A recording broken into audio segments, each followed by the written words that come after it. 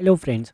और एक वीडियो में आपका स्वागत है। इस वीडियो में हम बात करेंगे gtmetrics.com की। हाँ, अगर आपने ये वेबसाइट का नाम पहले कभी नहीं सुना है तो ये एक वेबसाइट है जो आपको बताती है कि आपकी वेबसाइट ऑप्टिमाइज्ड है कि नहीं, फास्ट लोडिंग हो रही है कि नहीं हो रही है। तो प्रीवियसली हमने कुछ वीडियोस में हमने ping dot Pingdom tools dot Pingdom dot com के बारे में बात किया था, गूगल पेज स्पीड ऑप्टिमाइजेशन इसके बारे में बात किया था। और ये एक नया टूल है। नया तो नहीं है, काफ़ी पुरानी वेबसाइट है और काफ़ी वेल वर्स्ड वेबसाइट भी है। तो अभी ज़्यादा टाइम ना लेते हुए हम डायरेक्टली इस वेबसाइट के बारे में देखते हैं कि इसमें क्या दिया हुआ है।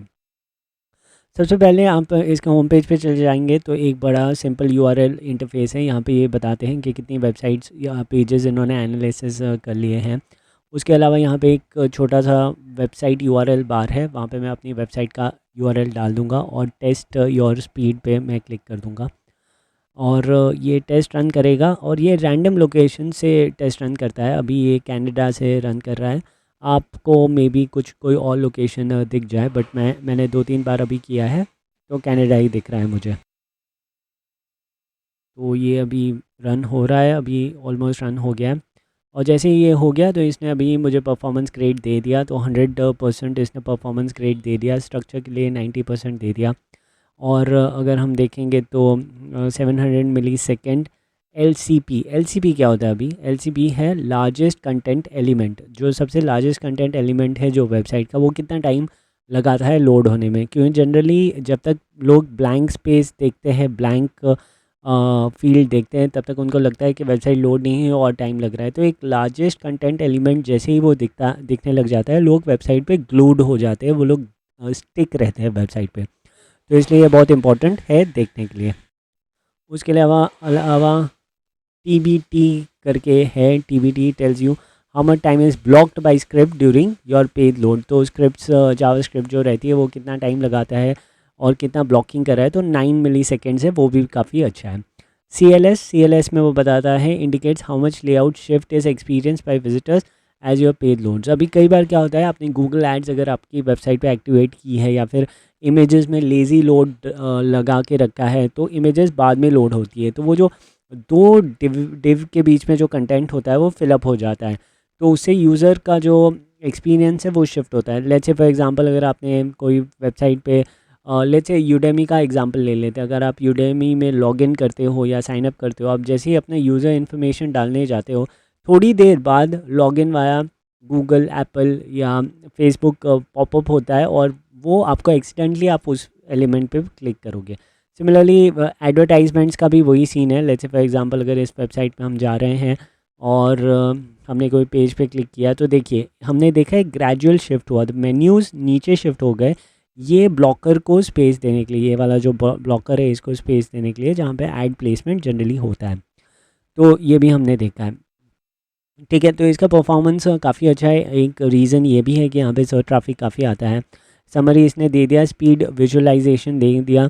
अगर हम यहाँ पे नीचे आते हैं तो हम देखते हैं avoid unload event listener use content delivery network. CDN use नहीं कर रहे हैं हम। कंटेंट डिलीवरी नेटवर्क क्या होता है? थर्ड पार्टी वेबसाइट से आपकी कंटेंट लोड होती है, तो CDN आप एक बहुत ही रीज़नेबल रेट पे मिलता है। अगर आपको चाहिए तो आप ये यूज़ कर सकते हो।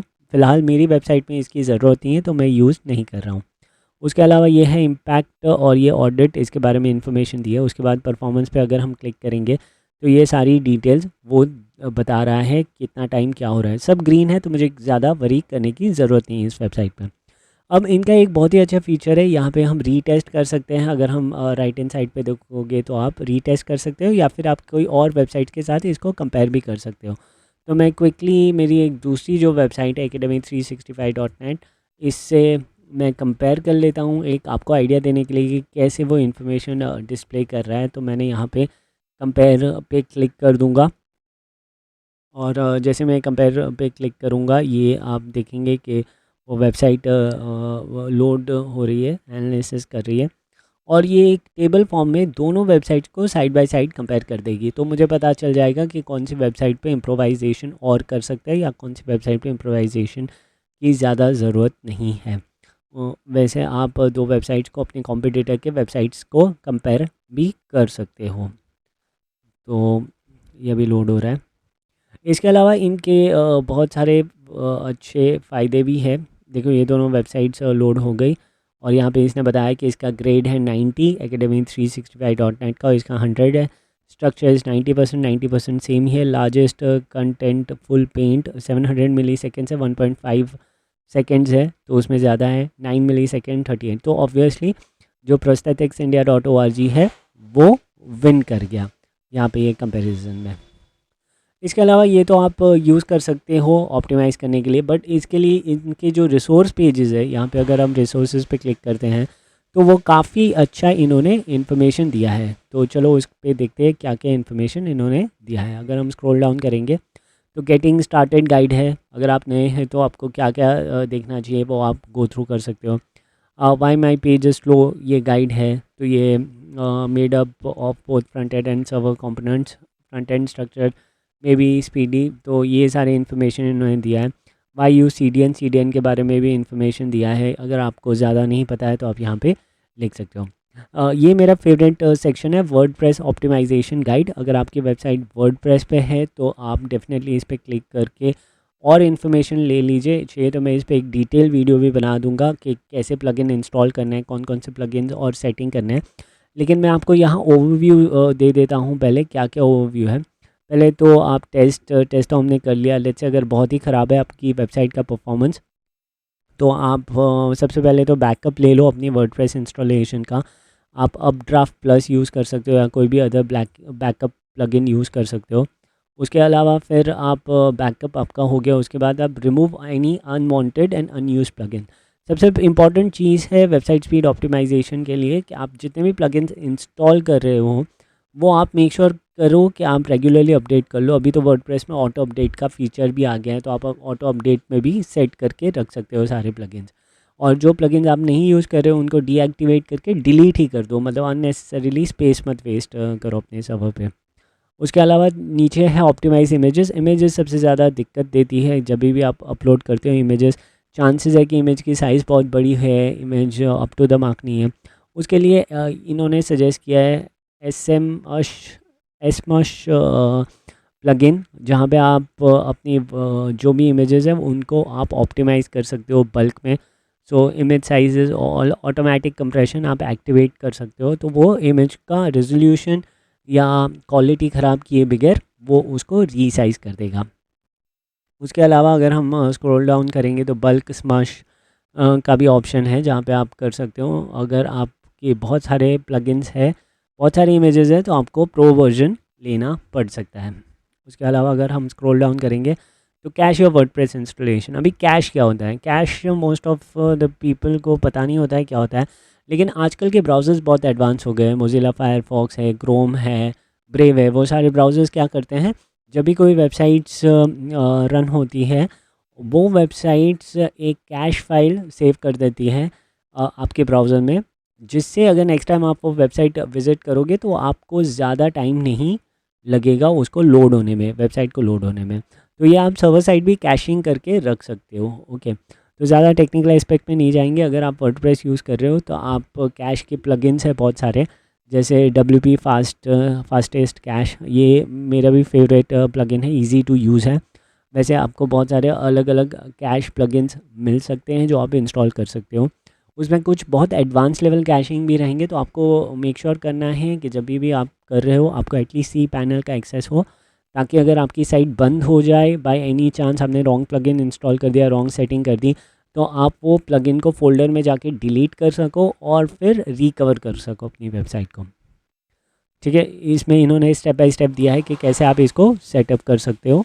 और ज़्यादा एडवांस ऑप्शंस के लिए इन्होंने नीचे भी एक ऑप्शन दे दिया है, नीचे भी एक ऑप्शन दे दिया है इन्होंने कि ये ज़्यादा एडवांस ऑप्टिमाइजेशन स्ट्रैटेजी है, तो आप अगर डेवलपर नहीं हो तो मे बी आप इसको अवॉइड कर सकते हो। ओके, सिलेक्टिवली लोड स्क्रिप्ट, मतलब जो पेज में ज़रूरत है वहीं पे ही आप स्क्रिप्ट लोड करोगे, वैसे सारे सेटिंग्स भी हैं।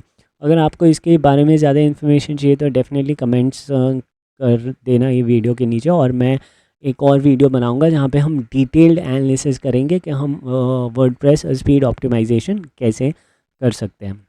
ठीक है, उसके अलावा ये सारे HTML CSS जावास्क्रिप्ट के सेटिंग है, अगर आप वेल वर्स्ड है तो आप इनके साथ छेड़खानी कर सकते हो, वरना तो ये जैसे हैं वैसे रहने दीजिए। अगर आपने टॉप वाले भी ऑप्टिमाइजेशन कर दिए तो काफ़ी होता है, काफ़ी लेवल का ऑप्टिमाइजेशन हो जाता है आपकी परफॉर्मेंस इंप्रूव करने के लिए।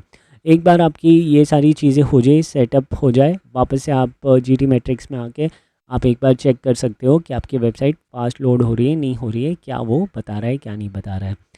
ओके, परफॉर्मेंस सर्वर ऑप्टिमाइजेशन, आपका सर्वर भी अच्छा होना चाहिए, बहुत इंपॉर्टेंट चीज़ है। लोग, बहुत सारे लोग शेयर्ड होस्टिंग लेते हैं जो बहुत ही चीप रेट में मिलते हैं, तो वहाँ पे आप इतना स्पीड एक्सपेक्टेशन मत करो। अगर आप क्लाउड सर्वर पे हो या बहुत VPN पे हो, आप ये वर्चुअल सर्वर पे हो, तो डेफिनेटली स्पीड ऑप्टिमाइजेशन ज़्यादा होगी। लेकिन अगर आप शेड सर्वर पे हो जो मतलब 100 रुपये महीने, 90 रुपीज़ महीने के मिल रहा है, तो वो डेफिनेटली उसमें स्पीड ऑप्टिमाइजेशन के चांसेस कम होंगे। ओके, बट स्टिल अगर आपकी एक ब्लॉगिंग वेबसाइट है तो उसमें उतना ज़्यादा मैटर नहीं करेगा। बैकएंड ड्यूरेशन, तो ये बैकएंड सर्वर रिस्पॉन्स, अगर बैकएंड ड्यूरेशन में एरर है तो मतलब आपका सर्वर स्लो है, तो आपको सर्वर होस्टिंग चेंज करना चाहिए। यहाँ पे पूरी गाइड दी हुई गई है कि आप कैसे ये ऑप्टिमाइज़ कर सकते हो, तो ज़्यादा हम इस पे नहीं बात करेंगे। अब अगर आपको चाहिए तो आप कमेंट में डेफिनेटली मेंशन कीजिए, हम एक डिटेल वीडियो कर देंगे इस पूरे टॉपिक पे, सर्वर ऑप्टिमाइजेशन पे। ठीक है, एनालाइज योर पेज अगेन, एक बार ये हो गया उसके बाद आप पूरा एनालिसिस वापस कर सकते हो और देख सकते हो कि आपकी वेबसाइट प्रॉपर रन हो रही है, नहीं हो रही है, और क्या डिफरेंस आ रहा है इसके बाद। ठीक है, आई होप आपने वीडियो इन्जॉय किया है, आपने कुछ नया सीखा है इस वीडियो में। डेफिनेटली सब्सक्राइब कर लेना अगर आप कुछ नया सीख रहे हैं वीडियोस के थ्रू। हम काफ़ी कंटेंट डाल रहे हैं और भी कंटेंट हम डालते जाएंगे, तो डेफिनेटली अगर आपका पॉजिटिव रिस्पांस दिख रहा है, हमारे सब्सक्राइबर्स बढ़ रहे हैं, हमारे व्यूज़ बढ़ रहे हैं, तो डेफिनेटली हम ये प्रोसेस कंटिन्यू रखेंगे। थैंक यू, धन्यवाद।